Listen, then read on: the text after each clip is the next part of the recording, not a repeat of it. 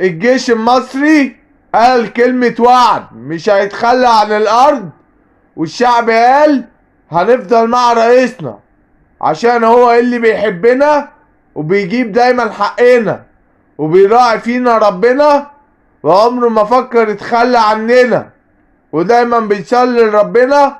واحب اقول كلمتين: انت جوه قلبنا يا حبيب الملايين، ومفيش منك اتنين، وهنفضل نحبك لحد ما نقابل رب العالمين. يا احسن انسان ليه اسم وليه كيان، وهنفضل وراك مهما كان.